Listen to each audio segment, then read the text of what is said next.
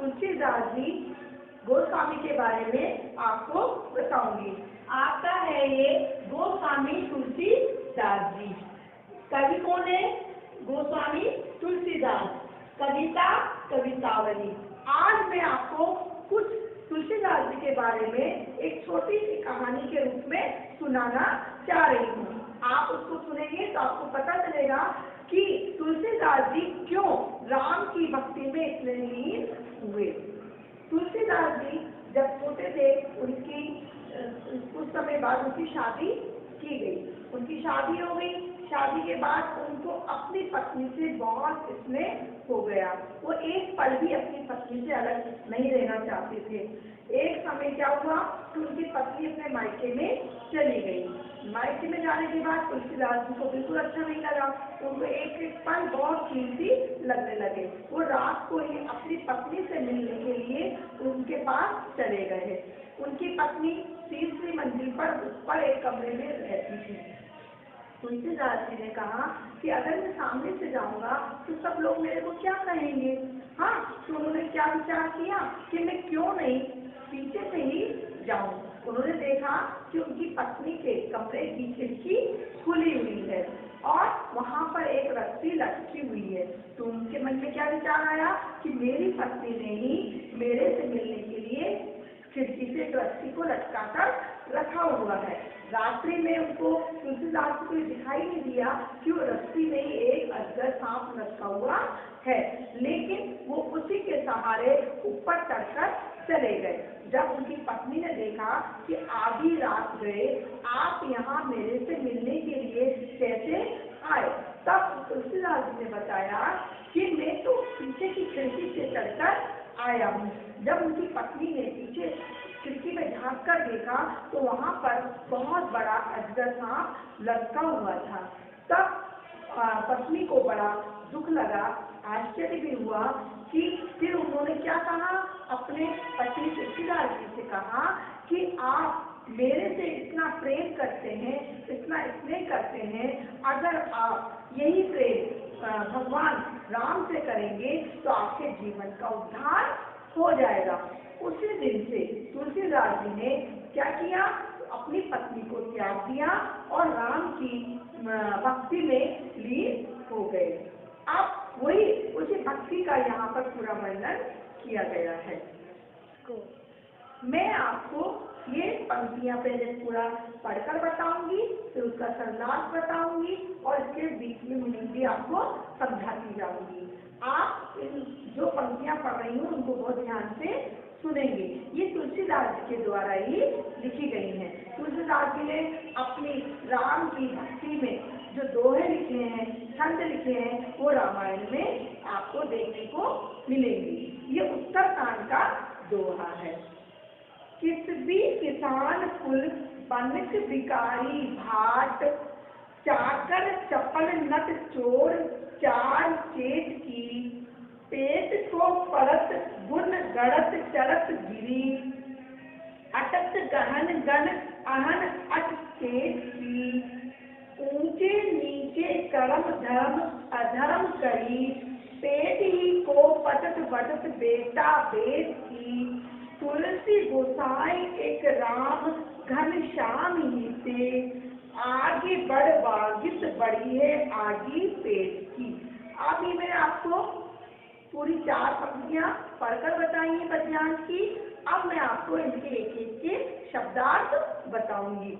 किसबी मतलब क्या होता है?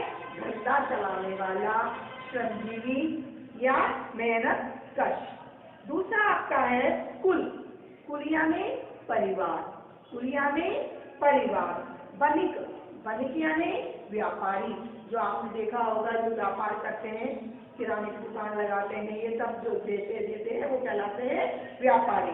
भाट, जो राजाओं के राज में क्या करते थे, गाना गाया करते थे, वो कहलाते हैं भाट। राजाओं का मनोरंजन करने के लिए क्या करते थे, राजाओं के महलों में जाकर गाना गाते थे, वो होते थे भाट। चाकर, चाकर यानी नौकर, जो हमारी सेवा करता है, शास्त्री करता है, वो कहलाता है नौकर। चप्पल नट, बहुत तेजी से उछल कूद करने वाला। आपने देखा होगा आजकल तो ये सब चीजें बंद हो गई हैं, लेकिन पुराने समय में तो लोग क्या करते थे, खेल तमाशा दिखाते थे। कहीं रस्सी पर चल रहे हैं, कहीं कूद रहे हैं, कहीं थाली पे चल रहे हैं, तो वो कहलाते हैं चपल नट। फिर आता है चार, चार यानी दूत, जो संदेश लेके जाते आते हैं वो कहलाते हैं दूत। चेत यानी बाजीगर, खेल तमाशा दिखाने वाला बाजीगर।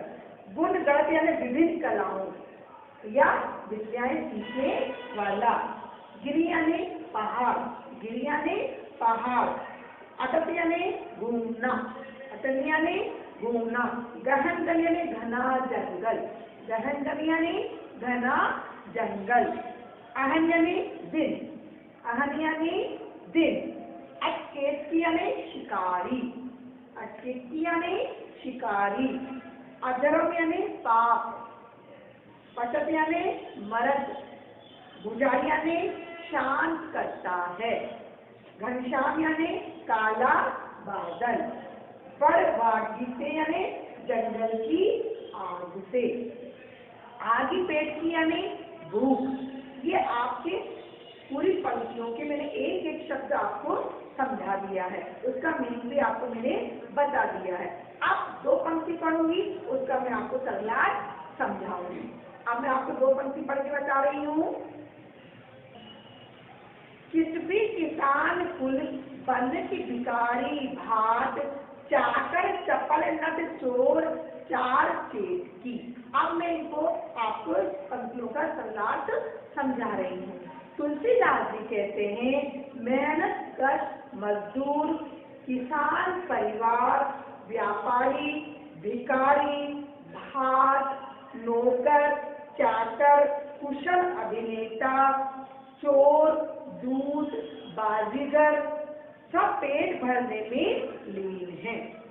तुलसीदास जी क्या कह रहे हैं, ये सब लोग अपना पेट भरने में लीन हैं। विद्यावन में जुटे जल्दी पेट भरने के लिए पढ़ाई कर रहे हैं। विद्या भी अपन क्यों पढ़ते हैं, पढ़ाई क्यों करते हैं, अपने पेट के भरने के लिए ही हम विद्या की भी प्राप्ति करते हैं। पढ़ेंगे लिखेंगे तभी तो कुछ कर पाएंगे। अब है आपका अटक गहन गण अहत अटकेत की, ऊंचे नीचे कर्म अधर्म करी, पेट ही को पटत बटत बेटा पेट की। तुलसी गुसाए एक राम घनश्याम ही तो, आगे बढ़ वाजित बड़ी है आगे पेट की। अब तुलसीदास जी क्या कह रहे हैं कि लोग अपनी आजीविका को खोजने के लिए क्या कर रहे हैं, दिन दिन भर शिकार की चाह में घने जंगलों में घूम रहे हैं। लोग पेट के लिए ही ऊंचे नीचे कर्म भी कर रहे हैं और धर्म अधर्म का ख्याल किए बिना धंधे में लगे हुए हैं। उनको ये भी नहीं मालूम कि हम पाप कर रहे हैं कि धर्म कर रहे हैं, सब अपने अपने कार्य में लगे हुए हैं। यहाँ तक कि वे पेट के भरने के लिए अपने बेटा बेटी तक को भी बेच देते हैं। पेट की भूख इतनी बेचैन करती है कि वो अपने बेटा बेटी तक को भी पेट के खाते बेच देते हैं। सचमुच पेट की आग समुद्र की आग से भी अधिक प्रबल है। तुलसीदास जी ने क्या कहा है कि पेट की आग समुद्र की आग से भी प्रबल है। तुलसी ने बादल के समान कृपालु राम की कृपा से ही अपनी भूख मिटा ली है। तुलसीदास जी कहते हैं कि मैंने तो अपनी पेट की भूख केवल राम की कृपा से ही मिटा ली है। राम की भक्ति भाव से ही मैंने अपनी पेट की भूख को मिटा लिया है। आशय यह है कि उन पर श्री राम की कृपा है, इसलिए उन्हें भूख नहीं लगती। तुलसीदास जी ने कहा है कि मेरे ऊपर तो श्री राम की अटूट कृपा होने के कारण मुझे भूख प्यास कुछ भी नहीं लगती। अब इसी पद्यांश में से मैं आपको प्रश्न पूछ रही हूँ, आप प्रश्नों का सरलता से जवाब देंगे या मेरे को लिखकर बताएंगे। पहला प्रश्न आपका होगा कवि तथा कविता का नाम लिखिए। पहला प्रश्न रहेगा आपका कवि तथा कविता का नाम लिखिए। दूसरा प्रश्न आपका होगा किस किस वर्ग के लोग पेट पूर्ति के लिए मारे मारे फिर रहे हैं। सेकंड प्रश्न रहेगा आपका किस किस वर्ग के लोग पेट पूर्ति के लिए मारे मारे फिर रहे हैं। तीसरा प्रश्न आपका होगा भूख और गरीबी का सबसे मार्मिक दृश्य कौन सा है। भूख और गरीबी का सबसे मार्मिक दृश्य कौन सा है। अगला क्वेश्चन होगा आपका कवि की भूख कैसे शांत हुई। हाँ, आप सभी बच्चों को पहला पद पूरा समझ में आ गया होगा। क्वेश्चन में मैंने उसके आपको बता दिए हैं कि किस प्रकार से पद्यांश से प्रश्न भी बनते हैं।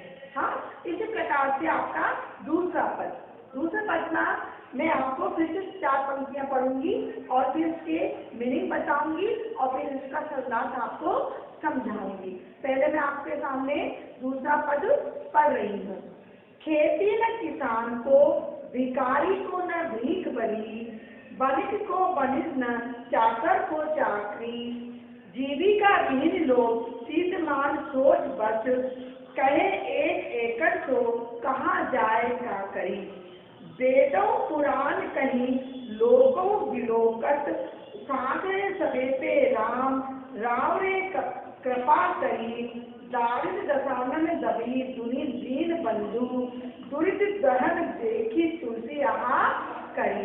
अब यहाँ पर तुलसीदास जी ने उस समय का वर्णन किया है जब सब व्यक्ति बहुत मुश्किलों में थे, बहुत कठिनाइयों में थे।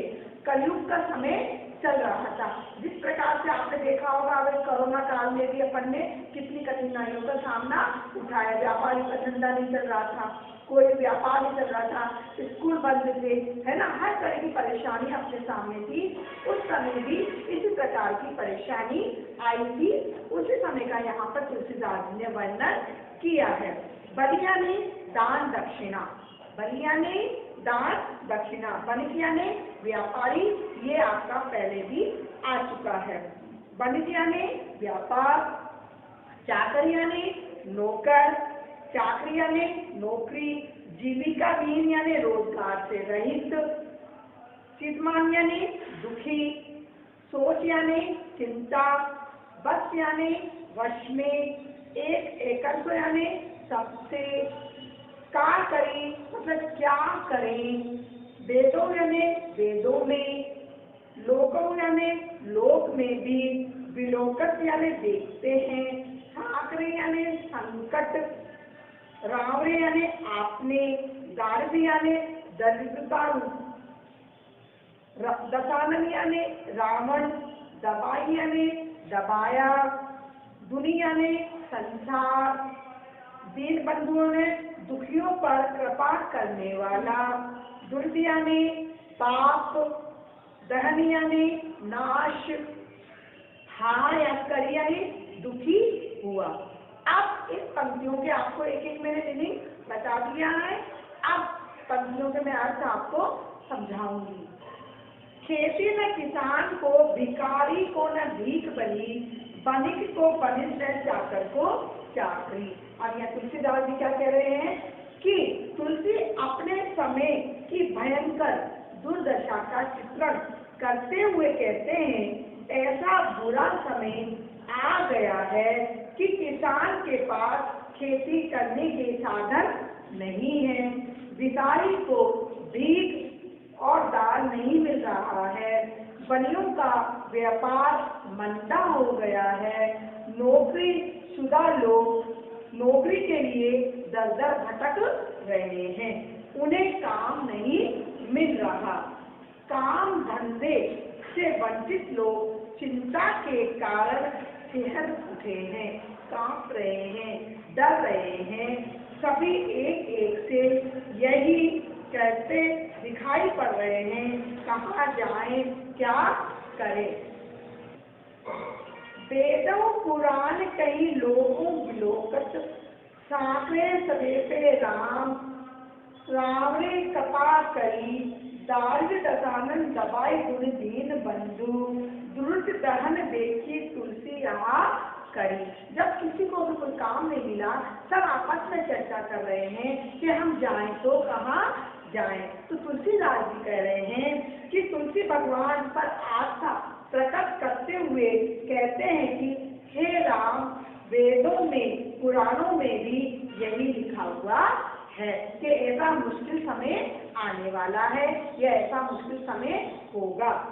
आज के युग को देखकर मैं भी कह सकता हूँ कि ऐसे संकट के समय आप ही कृपा करते हैं तो संकट टलता है। संकट के समय कौन कृपा करता है? हमारी भगवान ही हमारी सहायता करते हैं। तो तुलसीदास जी का भी यही कहना है कि जब हमारे ऊपर मुसीबत पड़ती है, संकट पड़ती है, तो हमारी रक्षा करने के लिए भगवान खड़े रहते हैं। हमेशा भगवान ही हमारी सहायता करते हैं। तो हे दीन दयालु, आज दरिद्रता रूपी रावण ने सारी दुनिया को अपने चंगुल में फंसा लिया है। जिस प्रकार से देखिए पूरी दुनिया में कोरोना कैसा फैला था, उसने अपने चंगुल में सबको फंसा लिया था। उसी प्रकार उस समय भी दरिद्रता रूपी रावण ने सबको चंगुल में फंसा कर रख लिया है। चारों ओर पापों की ज्वाला जल रही है। चारों क्या हो रही है? पाप ही पाप छा रहे हैं। चारों ओर पापों की ज्वाला छाई हुई है। उसे देखकर सब और त्राही त्राही मच गई है। जब चारों ओर भयंकर पाप हो जाता है तो क्या होता है? सब लोग त्राही त्राही करने लग जाते हैं। सब हाय हाय कर रहे हैं। सब लोग त्राही त्राही कर रहे हैं और सब लोग क्या कर रहे हैं? हाय हाय कर रहे हैं। अब इसी पद्यांश का मैं आपसे पहला प्रश्न कर रही हूँ। पहला प्रश्न आपको बता रही हूँ कि विभिन्न वर्गों के लोग भुखमरी के शिकार क्यों हैं? पहला प्रश्न क्या है? विभिन्न वर्गों के लोग भुखमरी के शिकार क्यों हैं? दूसरा प्रश्न है आपका, आजीविका विहीन अपनी पीड़ा किस प्रकार व्यक्त करते हैं? आजीविका विहीन अपनी पीड़ा किस प्रकार व्यक्त करते हैं? तीसरा प्रश्न होगा आपका, तुलसी को भयानक भुखमरी में किससे आशा है? तुलसी को भयानक भुखमरी में किससे आशा है? अगला प्रश्न है, तुलसी ने रावण की तुलना किससे की है और उसका कैसा कुप्रभाव दिखाई दे रहा है? हाँ, अब मैं आपको इस पद्यांश का भाव सौंदर्य बताती हूँ। हाँ, क्या होता है, कभी कभी प्रश्न आ जाता है भाव सौंदर्य लिखिए, सरलाप लिखिए, कभी क्वेश्चन दे देते हैं तो केवल क्वेश्चन के आंसर देने को आपको रहता है, कभी देते हैं शिल्प सौंदर्य लिखिए। इस प्रकार से आपके प्रश्नों के आंसर आप कैसे देंगे वो आपको मैं बता रही हूँ। अब मैंने दे दिया, जिसमें आपको 4 पंक्तियां लिखकर दे दी हैं और मैं उसमें कहूँगी आप इसका भाव सौंदर्य बताइए। तो आप उसको भाव सौंदर्य कैसे लिखेंगे? अब भाव सौंदर्य आप क्या करेंगे, इसमें भी आप पॉइंट डालकर लिखेंगे। पहला क्या लिखेंगे आप? इस कविता को पढ़कर स्पष्ट होता है कि बेरोजगारी कोई आज की समस्या नहीं है। आज जो हमारे बेरोजगारी की समस्या बढ़ी हुई है, तो लेकिन हम ये विचार कर सकते हैं कि पहले भी ये चीज थी। जब हमने इस पद को पढ़ा, इस भाव, इसके सरदार हमने समझे, तो उससे हमारे मन में एक विचार आया कि बेरोजगारी तो पहले भी थी।